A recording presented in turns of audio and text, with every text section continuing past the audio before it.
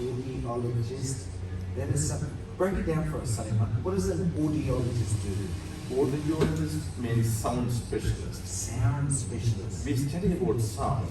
Wow. It's a master's program in Australia, 2-year master's program to become an audiologist. Wow. I did my master's degree at the University of Queensland.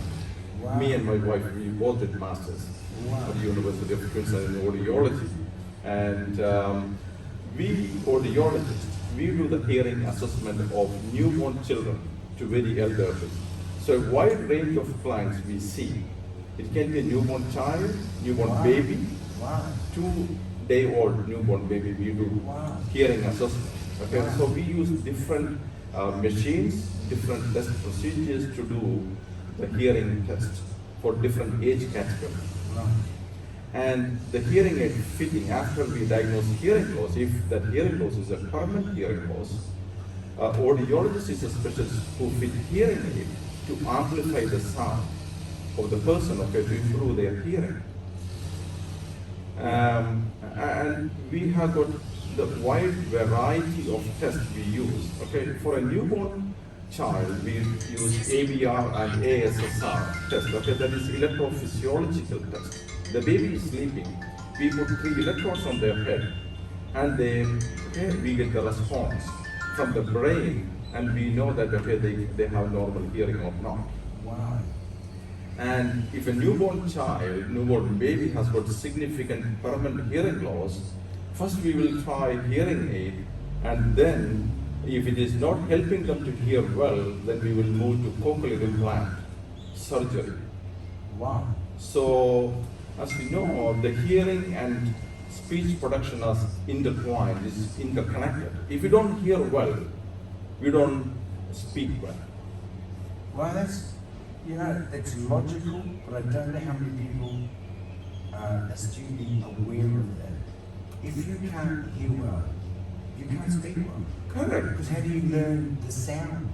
We repeat, we mimic words. Wow. Because our parents, when we were small children, they say daddy, mommy, okay, in Aboriginal language, whatever language, they say the word hundreds and hundreds of times. The child, the baby started to mimic. They maybe around 9 months, 12 months, they started to mimic, okay, babbling. They start babbling. Wow. So, when they say mom, dad, how many times they are hearing from, yeah, absolutely, we, like monkeys, we mimic, Yeah. And that is why hearing is so important. The newborn hearing screening now in Australia, the 100%, okay, almost 100% newborn hearing screening is happening because hearing loss is not visible. No. Okay. No. So that is why only a specialist, okay, if you bang a door very, very high, then it may produce 80 to 90 decibel sound. Right.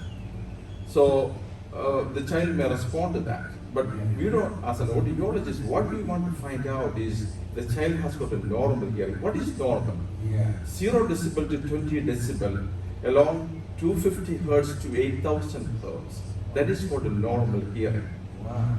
Being an interviewer, Percy may know that you are in a radio station, you deal with sound. Yeah. Every 3 dB increment in sound means is doubling the intensity of sound. Wow. Every 3 dB. We measure sound using decibel. Yeah. So every 3 dB increment means we are doubling the intensity of sound. That means 88 decibel is the double the intensity of 85 decibel. Wow. Yeah, this is not numerical, this decibel. Ah, it's not at all. It's logarithmic. Ah. It's in the logarithmic scale. Wow. So that is why our youth, they are bombarding their ears with very loud sounds. Absolutely. And they don't realize that later on what is going to happen is they will have noise-induced hearing loss. Yes. Because of the loudness of the noise they're constantly listening to. Absolutely, and some they put their headphone in their ears and they fall in sleep. Yes. And at night, okay, 8 hours or 6 hours, they are bombarded with loud noise. So So you even say what you described in terms of the community. Look, I saw this in my teenage years. Look, I had the car radio loud, but not as loud as some of the cars I've heard here. Because I can hear a car from Angurugu to Upper some nights. I'm sure they can hear Angurugu from Upper. But it does permanent damage to you. If it's constant at a high decibel, just banging, you can't get that back. No, that is permanent hearing loss. I will tell you something more. We born with two cochlea. Our ears has got, okay, we have got 2 ears, and each ear has got a hearing organ called cochlea. The size of the cochlea is a grain size. Such a small one. And as a human being, we can hear from 20 hertz to 20,000 hertz. Wow, wow. It's a wide range. It's a very wide range. But as an audiologist, whenever we do hearing assessment, we only do from 250 hertz to 8,000 hertz. Why? Because whatever language, if you speak Maori language, or I speak Malayalam, or English, or French, or whatever language you take, it will fall within this 250 hertz to 8,000 hertz. That's the volume, roughly, that we speak, 250 to 8,000. Not the volume, the pitch. Pitch? The pitch. Really? Yes. So you're talking about the very highest sound within the very highest, would it be like it's almost like using the tweeter, I don't know what you call it, radio. Just the high pitch, just probably the loud sound at the end of it. There's a volume of noise, but there's another one that just stands at decibels. Absolutely. So, and there's a difference between the male sound, okay, Percy sound, and the female, wonderful female sound. wow. The female sound is a high frequency dominated, shrilling sound, majority. But we men, we have got, majority men has got low to mid frequency, lot of bass in it. Yes. But it lacks clarity. The female sounds are much more clearer. I'm getting mixed up with you're talking about mandarin clarity or you're talking about our voice. The voice also because there is a lot of bass in But the it. woman have a lot more because it's, I guess, tenor with that shrill you're talking about. Correct. Wow. So that is why when we become older, what happens is we lose the high frequency, the pitch. It's lower, right. So we all lose the high frequency sound when we become 70 or 80. Yeah. And what happens is in a conversation between husband and wife, if they have man and woman in a house, the man will not understand what the lady is talking. The high frequency sound he will be missing. Oh, And she will be grabbing the man and bringing to an audiologist. Okay, you need a hearing test. There's something wrong with your hearing. Yeah. No, it's all good, I think. Yeah, you are repeating. Okay, you are saying what? Salimon, I want to ask you, so what is it you look for? First of all, how frequent do the hearing crew come to group? Do you even think? I don't think it's a lot. I know it's difficult being remote, so I'm not expecting a mainstream delivery. But we've been kind of lucky on group. Those are specialists, podiatrists, cardiologists. We've been luckier than most. We're getting it more often than other remote communities I've lived in. How often will you be hearing specialists come? That's a very good question because even in the community clinics, many of them don't know how many types of hearing mobile coming to the community. There are different groups coming to different communities. In New Thailand, our program is called Hearing Services Outreach. Hearing Services Outreach. Services Outreach. Yes, it's basically federal funded program. Yeah, okay, federally funded, okay. Yes. Because I would assume some of the hearing, podiatrists, cardiologists, all these things which are essential, and it's just not in our community. These are things you want quite regularly. Absolutely. In my personal opinion, there should be an audiologist in Blue Thailand. I agree. A diagnostic audiologist and a rehab audiologist. But the Salimon, problem, I'm going to see what I can do to get you living here. So I'll do a couple of things. I might come down, just trying to call my office, see what we can do there. But we should. If you had the luxury of all of that, I'm sure that's what community would want. absolutely. But my wife will not allow. She's also an audiologist. Like she's in Darwin. Question for you. So your work, how long are you here this time? 5 days. 5 days. Within that 5 days, what is it you hope to do? Are you just, your service is available, and the first thing is you would be checking on those who are not to see you. We have a list of clients. Okay, so those you'll be going to first. Absolutely. The priority is the middle ear problems.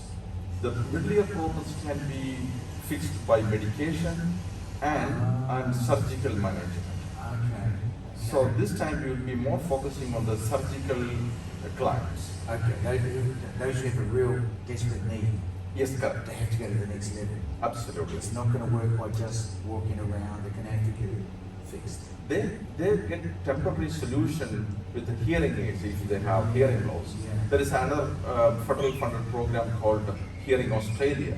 Hearing Australia audiologists come to many communities and they fit hearing aid.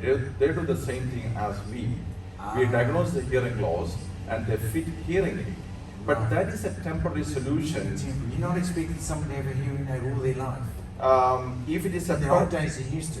yeah, if it is a permanent hearing loss, that is the only solution. Only solution. If it is a temporary hearing loss, like middle ear problem, our ear has got 3 parts: Yeah, okay. outer ear, Yeah, middle ear, yeah. inner ear. Okay, makes sense. Okay, Outer ear. middle ear, inner ear. Yeah. Yeah. Inner ear problems, inner ear hearing loss Very called, sensitive. it's called sensory neural hearing loss. Okay. It can be problem with the sensory organ that is called cochlea. Oh yeah, okay. Now we're talking. That's that grain line size you were talking about. Correct. Yeah. And it can be neural. Right. Neural problem means the nerve that passes from the cochlea to the auditory cortex. Wow. So that is a permanent sort of hearing loss. There is Wow. no medicine for the sensory neural hearing loss. Wow. I want to take you into a case. I'm just making this up. And I'm wondering, in a lot of the work you're doing remote, and I don't want to highlight any particular community, but remote, I assume I've lived in many communities, but there is a lot of hearing loss. Absolutely. Would you agree with that? 100%. Other than the same reasons why people have hearing losses in remote communities, it's the same familiar reasons why people are losing hearing. What would you? The main problem, the social determinants of health, is a main problem in our indigenous ear health, okay, or hearing loss. What do you mean by that? Overcrowding Okay. and exposure to smoke, Wow. cigarette smoking, Wow. and hygiene factor. These are 3 major drives of hearing loss. Absolutely. And nose blowing. Wow. Nose, I know that one. But I understand because I've had pressure in your ear when you have a blocked nose. absolutely. You gotta blow it to feel the pressure. Okay, we You've have got a an aeroplane. absolutely. We have a wonderful team of health promotion officers. Okay, they are with us today. And nose blowing. If our children in the community they do nose blowing regularly, maybe Wow. 2 times every day, Yeah. they can control hearing loss significantly. The middle ear problem. Control. Absolutely. By practicing that. So you're saying instead of just leaving it in there and living with it, nose blow into a tissue is going to help you. You need water, you can clear it off. And that is very, very helpful to prevent middle ear diseases. Wow. Middle ear diseases are affecting our indigenous population so badly. They are. I know that. And when they have hearing loss, the problem is they have no interest in going to school. Yeah. If they don't Of go to course, school, because you stand out, you don't feel part of it, you can't hear. absolutely, I can hear you, Percy, crystal clear. Yeah. So that is why we can communicate it very well. Yeah. Just imagine, I am a child with moderate hearing loss, conductive hearing loss, or sensory neural hearing loss. You feel a bit embarrassed. Sitting in a classroom, I am not understanding what the teacher is You know saying. what you're talking about. Absolutely, and I have no interest in sitting in the classroom without understanding what the teacher is saying, and next day I won't come to the class. Yeah, I understand it. So I had a sister who had a perforated eardrum. Wrong. She was being told by a teacher, which I found out when I marched, because I knew she had a perforated eardrum. Wrong. The teacher's telling her for not listening. I had to stomp my foot down as an LD, and I said, she has a perforated eardrum. Oh, I'm so sorry. So I guess for a lot of us that work in spaces, or whether my role or a teacher, we've got to be so aware if we assume someone's just not listening. Absolutely. Because a lot can't. And the other thing, in even many schools, even private schools, they don't have the ambient noise reduction. Right. It's very sound absorbing material need to be on the wall to control the ambient noise. Just imagine now we are in this radio station. Yeah. The ambient noise may be around 20 decibel Yeah. here. So we can communicate very well. Yeah. When we communicate normally, the decibel would be around 60 to 70 decibel sound. Wow. Imagine in a classroom with 70 decibel ambient sound Yeah. or background noise, Yeah. the teacher needs to talk very loud. Yeah. And it is difficult for a child with hearing loss to understand the teacher very well. Yeah. Is there, so I guess some of the things you'd be introducing to families, simply blowing your nose with them? Absolutely. Simple message. That's a simple. Are there other ways, when you're meeting with families, is there other advice you give? And always look at the face of the child. Okay, whenever we want to communicate, okay, just call the name of the child. Okay? Get the attention of the person first Yeah. before we talk. Wow. And it's not like my childhood days. Now children are bombarded with a lot of electronic gadgets. Oh my goodness. And they all have smartphone and so many games and all the stuff. And it's all about volume. Absolutely. And they are distracted. Their brain is bombarded with so many stuff. Yes, absolutely. And in our childhood, okay, your childhood days and my childhood days, we were spending time with the nature. Oh man, in a tree, in a river, fishing, running, diving, chasing. But it's become that sit-down generation for the last 20 years or more. And the health issues. Laptop, sit down. Get up a picture of a tree, don't climb the tree. I forget the proper word for it, but it's become a sit-down generation, they're saying, the last 2-3 generations. Because it's all this, it's all gaming now. You're not chasing someone with a stick, you're chasing someone with a shooting on. But one of the biggest things, I'll tell you, this goes along with it. Line of Call of Duty. I don't know what you know about it, I only know a little bit. Call of Duty is the biggest game going around remote communities in the desert and on Rhode Island. Nearly every, I'd say 70% of the island, particularly young ones, it's higher, are playing Call of Duty, true problems. You can get a gun and shoot someone, the blood will spurt out of the head. And it's full volume. The whole thing. You can kill anyone, you can run them over, chop their head with a machete. It's incredible. I haven't seen it just told by the kids about it. Two things. Up very late. The second thing, headphones are on them while they're having all the guns up. Boom, boom, boom, boom. So the lack of sleep, the noise, and the grotesqueness of being able to kill and murder. It's one of the biggest things happening. I think it's a real issue. Community. We started to bring it up, this one particular game. There'll be another game one day, different to Call of Duty, but this one was really taking the kids by storm. You might come across that. Yeah, I am not a psychologist or sociologist, but I know the emotions that will generate on the children's mind and body. You know, when you hear all the shooting and bombardment, it's very similar to the real experience, isn't it? So, Salimon, you're in Angurugu when? Today? Today, tomorrow, and day after tomorrow. Friday, we will be flying back. So, I think Amberton was just, excuse me, is there anything you can offer us? I'm sure you can, but anything you like on this time you'd like to share with the community? The most important thing is whenever you suspect a language barrier in your child, if they are not speaking very well, come to the clinic and inform them regarding, you have suspicion about their language development. The language development, as we discussed, Percy, is intertwined with the hearing. You made it very clear, it makes complete sense. If you can't hear, how do you develop saying the correct names and the word or sequence if you can't hear?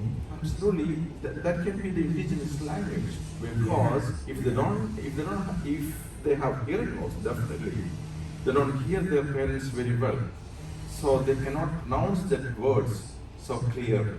And the other thing is, if the children are not responding to their conversation, come to the clinic and inform them, they can direct to the audiologist, our service, specialist service. And even hearing Australian audiologists, they can do the hearing assessment, and if it is merely a problem, and they can fit hearing as a temporary solution, and they can engage in the at home as well as at school. So hearing is so important for the children. Okay, thank you, Percy, for giving this wonderful opportunity. Wherever we go, I think this would be very, very good opportunity to communicate, to air. Okay, we want to close the gap. In 2007, when Kevin Rudd said sorry speech in the Parliament, I did hear that sorry speech. Okay, I was so fascinated and touched. It was powerful. So our sole aim is to close the gap, to empower our indigenous people, to empower. And I encourage the indigenous children, the youths, to become an audiologist. Wow.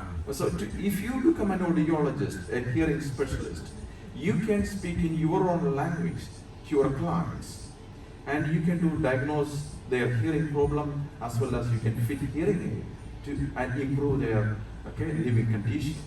Salimon, funny thing, out of the 1,000 people I've interviewed or more in my time as a broadcaster, you're the first one to challenge communities to become an audiologist. Thank you. And I've interviewed actors, writers, filmmakers, government positions, whatever, but you're the first one to say, you know, I encourage them to become an audiologist. Look, when there's such a thing, actually, I'll end up with this one story. There's a stand-up gentleman, he's a brother boy, his name is, he's a surgeon, Dr. Calvin Kong. Out of the blue, I've been doing radio for 30 years now, but in Sydney I was with Koori Radio 93.7. Out of the blue, this one dude would ring me. He'd never say his name, it was this dude, Calvin Kong. One day I asked him, so bro, what's your name? Calvin. Oh yeah, Calvin Kong. All right, what do you do? He goes, oh, I'm a surgeon. What? I just became one yesterday. What? So this is a great story. How did you start a surgeon? I started as an audiologist. My people at Newcastle had hearing difficulties, and it bothered me as a 10-year-old. Do you know, my auntie, my brother, my cousin couldn't hear properly, so I thought one day I'm going to be a doctor. But then he became the first Aboriginal surgeon ever. Now, I have not spoken to Dr. Kong for 20 years now, but I appreciate those calls, but it's one of those stories you say. He was in community, it's less remote than this, it bothered him, became an ear specialist, he's now a surgeon, but it's within this area. Family, all things are possible. I would say with our friend here, our audiologist, Salimon, it's a great challenge for kids. Be at school, marata mama, everyday gain some knowledge. We need audiologists in this community. Salimon, are you going to sing a song before we leave, or do I let that one go? I don't. Did you want to sing us a song from India, or what? Not today. Today, next time. I have the family just say, you know, Salimon was waiting for me and had this Indian song going, and I noticed he was doing the Bollywood at the front. I thought, this guy is extraordinary. He's an audiologist and he's a Bollywood dancer. I'm just joking, family. Salimon, appreciate your time being in. It's been wonderful to catch up with you. Thank you very much, Percy. It was wonderful talking to you. Family, he'll be here to Friday, drop to the local clinic, catch up with Julie Mangrove and our local community staff here in Angurugu. We're blessed to have him in until Friday. So thanks once again for your time. Thank you, Percy. Ending up with having this beautiful song, Massacre, Sandy Butcher, from Robbie Band. Ending up.